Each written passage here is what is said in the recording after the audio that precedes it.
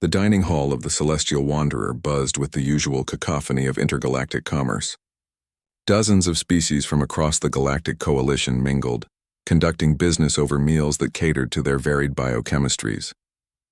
The restaurant prided itself on accommodating everyone, from the methane-breathing Cavalians to the silicon-based Grexians. Moana sat at a corner table, her dark eyes scanning the menu projected before her. At 17 standard years, she was young by human standards, but her presence on the merchant vessel was no accident. She served as the human ambassador's apprentice, learning the delicate art of interspecies diplomacy. Her mentor Atticus sat across from her, his weathered face betraying decades of navigating the treacherous waters of galactic politics. "Remember," Atticus said quietly, his voice barely audible over the din, "we're here to observe. The Zarath delegation is meeting with the Andari in the next sector. If we can understand their customs better, we might prevent another trade war."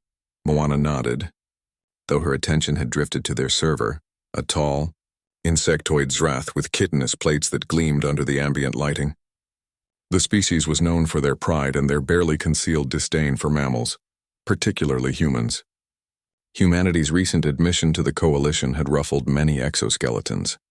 The server approached, his compound eyes reflecting multifaceted disdain. "What do the mammals want?" He clicked in the common tongue, his mandibles barely moving. "I'll have the protein synthesis level 4, Atticus said calmly, "and water room temperature. Synthetic nutrition block, variant 7, Moana added, keeping her voice level and polite. The Zrath server made a sound like grinding glass, their equivalent of a dismissive laugh. He turned to leave, and Moana caught the deliberate motion. With a flick of one of his lower appendages, the server expelled a glob of viscous saliva directly onto her ordered meal tablet, marking it before transmitting the order. The insult was clear. In Zrath culture, contaminating food was the ultimate sign of contempt, reserved for creatures they deemed beneath consumption themselves. Around them, several alien patrons had noticed. Some looked away uncomfortably. Others watched with keen interest. Moana's jaw tightened, but she didn't move. She simply smiled. That smile made Atticus pause. He'd seen that expression before during her admission trials.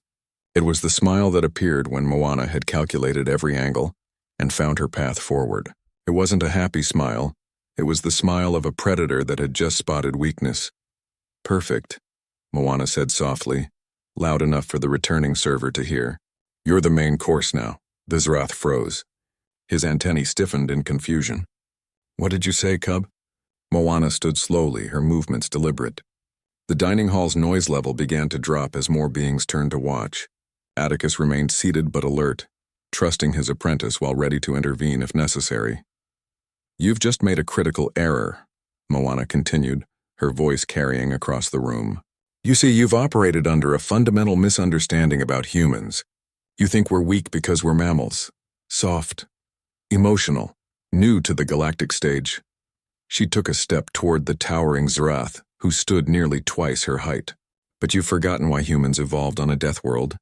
You've forgotten what it means to be an apex predator from a planet that tried to kill us at every turn." The server's mandibles clicked nervously. "You threaten me? I am protected under Coalition service." "No threat," Moana interrupted, her smile widening. "A lesson. You contaminated my food. In doing so, you've invoked an ancient human tradition. Trial by consequence." Atticus recognized the gambit now. He'd taught her this approach himself. Turn an opponent's aggression into their own trap. The Zrath had no idea what was coming. "You believe humans are weak because we negotiate, because we seek peace," Moana continued, circling the increasingly nervous server. "But negotiation isn't weakness. It's efficiency. We learned long ago that the best victories come without bloodshed.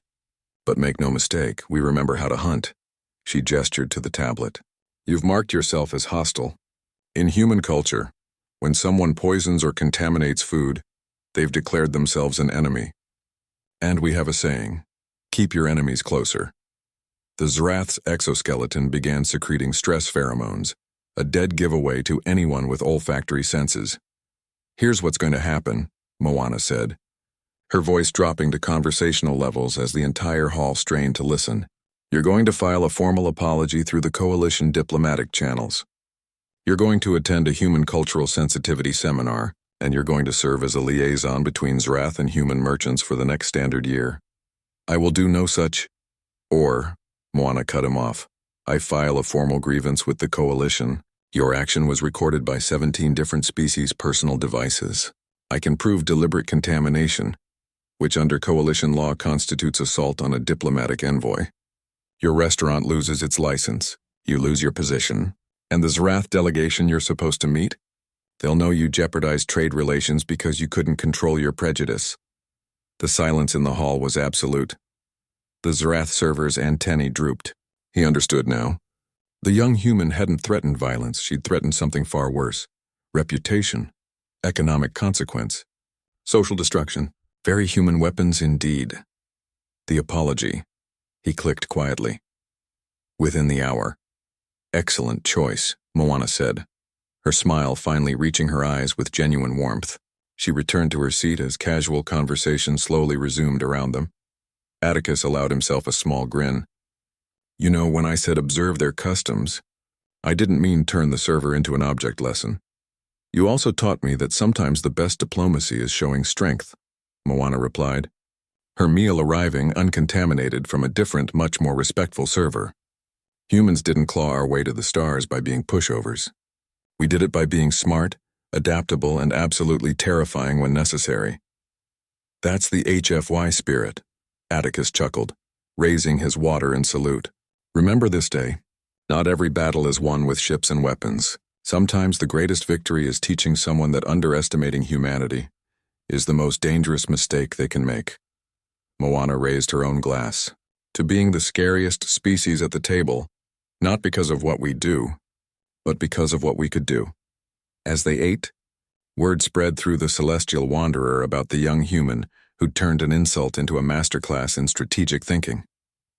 The Zrath species would think twice before dismissing humans again, and in the grand game of galactic politics that was worth more than any meal.